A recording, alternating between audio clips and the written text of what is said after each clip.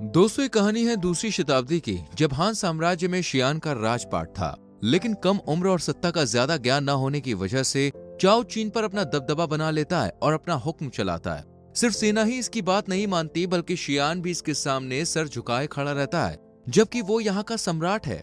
चीन के उत्तर में चांसलर चाओ ने अपने दुश्मन को मात दी और अब वो अपने लोगों से कहता है कि दक्षिण के जो जमींदार हैं वो चीन साम्राज्य के खिलाफ आवाज उठाते हुए नजर आ रहे हैं, और इनमें सन कुआन लियू बे भी शामिल है। इसलिए अगर आप लोग राजी हो तो हम उनके साथ युद्ध लड़कर उन्हें हराकर उनके उठते सर और आवाज को नीचे दबा सकते हैं। लेकिन इस पर सभी लोग मना कर देते हैं, क्योंकि सेना अभी जंग से लौटी है, उन्हें आराम करने के लिए कुछ वक्त चाहिए, और फिर इन्हें दक्षिण से ऐसी कोई भी खबर नहीं मिली थी, इसलिए ये युद्ध करने से मना कर देते हैं। लेकिन चाओ इनकी बात नहीं सुनता और अपनी सेना लेकर दक्षिण की सरहद का युद्ध आगाज करने चला जाता है।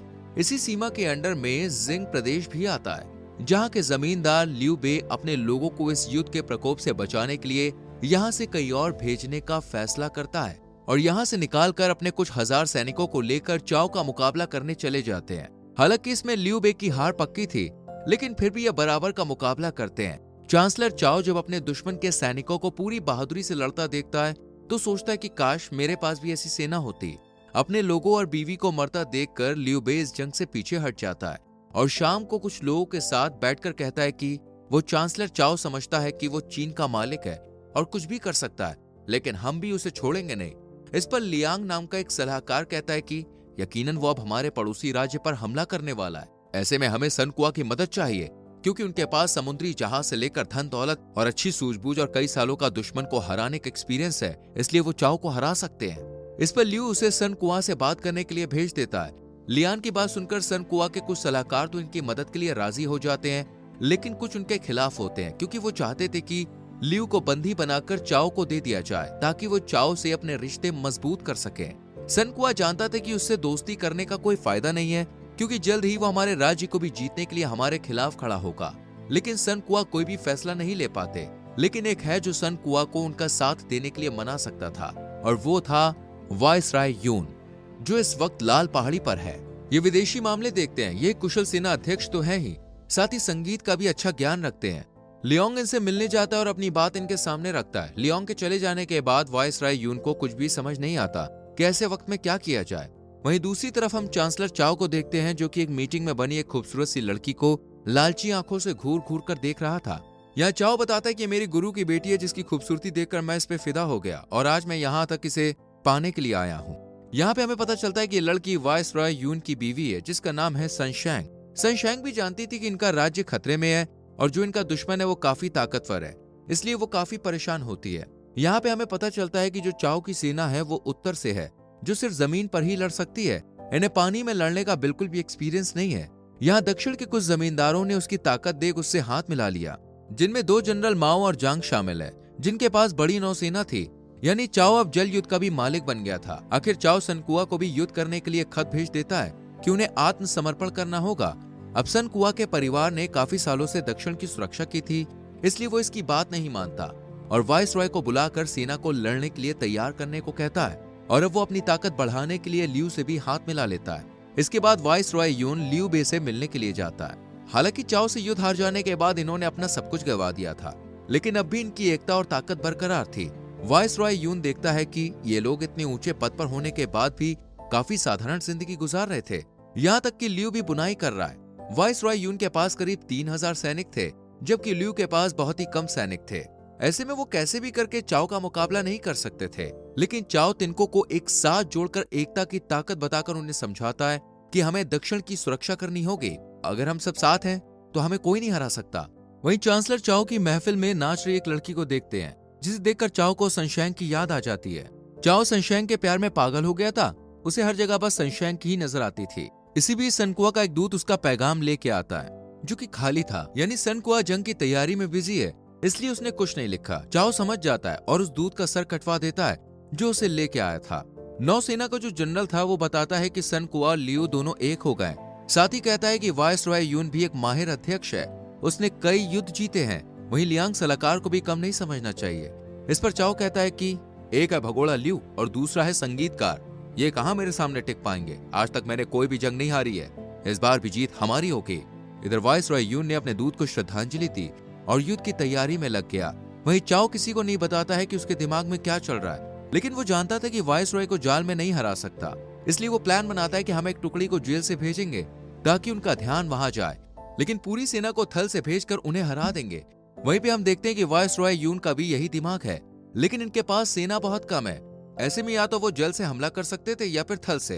अब चाओ की सेना छावनी पर पहुंचती है, लेकिन यहाँ उन्हें कोई भी नजर नहीं आता। ये देखकर इन्हें लगता है कि शायद दुश्मन डर के भाग गया है, लेकिन तभी सनकुआ की बहन शियाओ, जो कि एक योद्धा है, वो लड़कियों की एक सैन्य टुकड़ी लेकर इन्हें अपने पीछे भगाती है और इन्हें उस जगह ले आती है जहां सनकुआ ने चाओ की सेना को हराने का पूरा इंतजाम कर रखा है।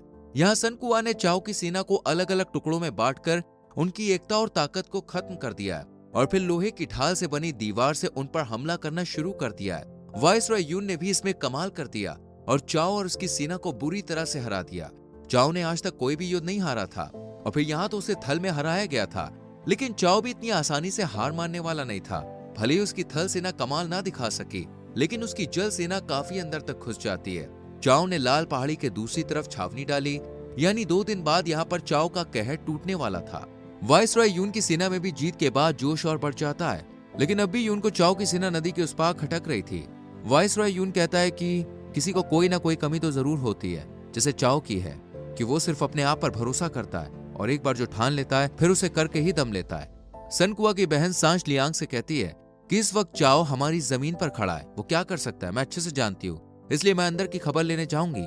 इधर चाओ वही नाचने वाली लड़की जिसमें उसे सनशाइन दिखती है, उसके साथ बिजी था। ये युद्ध की तैयारी के बजाय इसी पर ध्यान देता है। ये देख इसके ही लोग समझ जाते हैं कि ये युद्ध सिर्फ एक औरत के लिए हो रहा है। अगले दिन जब वायसरॉय यून लियांग के साथ होता है तो लियांग एक कबूतर के पैर पर एक संदेश शियाओ के लिए भेज देता है, जो कि सुबह चाओ के बारे में जानने के लिए रवाना हुई है।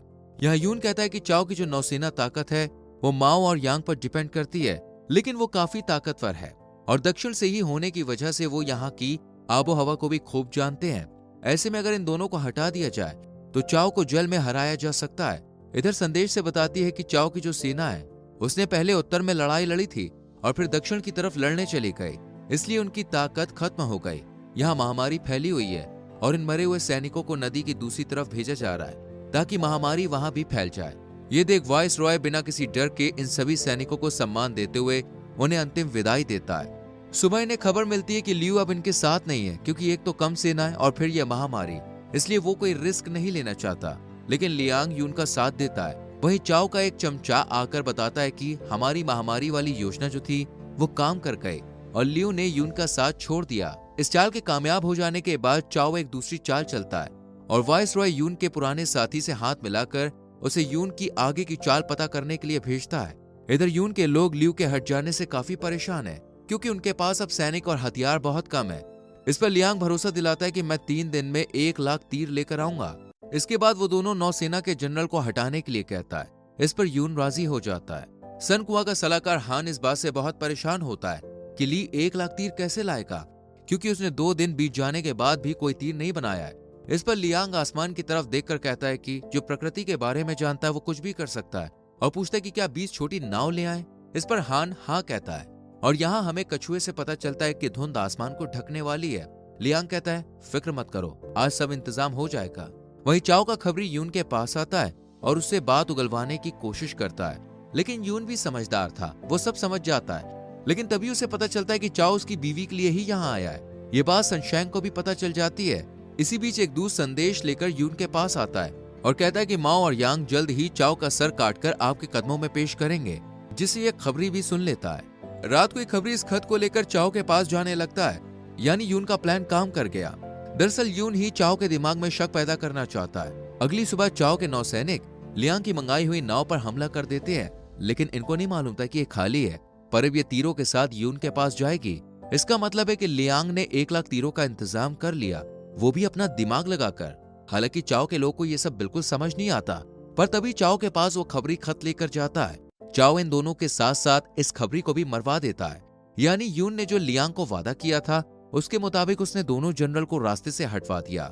लेकिन बाद में चाओ को नकली खत और सुबह खाली नाव के बारे में पता चलता है, तो वो गुस्से से बिल्कुल पागल हो जाता है और पानी के रास्ते से हमला करने का ऑर्डर देता है। ये बात शियाओ लाल पहाड़ी पर आकर यून को बताती है। साथ ही शियाओ अपने कपड़ों में चाओ के अड्डे का पूरा नक्शा भी लेके आती है ताकि वो आसानी से दुश्मनों को हरा सके। यून की सेना चाओ की इतनी बड़ी सेना को मात नहीं दे सकती थी, इसलिए वो लोग प्लान बनाने लगते हैं और आग का इस्तेमाल कर उनके जहाजी बेड़े खत्म करने की सोचते हैं। ये बात चाओ भी अच्छे से जानता था कि कम सेना अगर है तो दुश्मन आग का इस्तेमाल करेगा, लेकिन यून ऐसा नहीं कर पाता क्योंकि हवा का रुख उत्तर पश्चिम की तरफ ही है, यानी नुकसान उन्हें ही होगा। ऐसे मुश्किल वक्त में लियांग सलाह देता है कि सर्दी के मौसम में जब धुंध सूरज को ढक लेती है तो नदी किनारे एक बेमौसम दक्षिण की तरफ हवा चलती है, जिसके बारे में चाओ भी नहीं जानता। इस पर यून पूछता है कि कब यह हवा उत्तर से होकर दक्षिण की तरफ बहेगी। इस पर लियांग कहता है आज रात या कल सुबह तक। लेकिन सवाल ये उठता है कि अगर चाओ ने हवा का रुख बदलने से पहले ही हमला कर दिया तो इस पर लियांग कहता है कि हमें उसे किसी भी तरह इस हमले को करने में देर करानी होगी।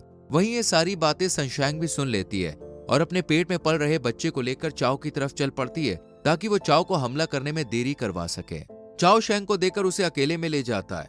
वहीं यून काफी परेशान था, लेकिन वो शांत रहता है। चाओ का ध्यान युद्ध से हटकर सनशैंग पर लग जाता है और कहता है कि मैं तुम्हें बहुत पसंद करता हूँ और तुम्हारे हाथों से बनी चाय पीना चाहता हूँ, पर मुझे मौका नहीं मिला।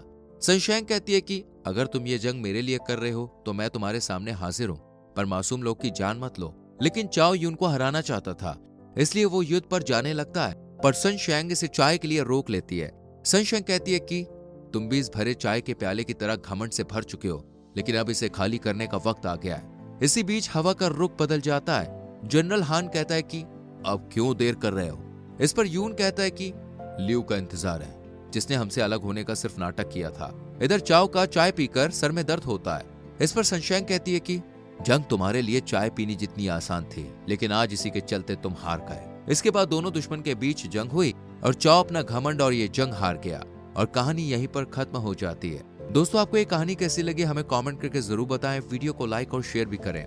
आने वाली वीडियोस को देखने के लिए चैनल को सब्सक्राइब करके बेल आइकॉन प्रेस करें, जिससे आने वाली वीडियोस आपसे मिस ना हो। मिलते हैं अगली वीडियो में। Till then bye bye, take care.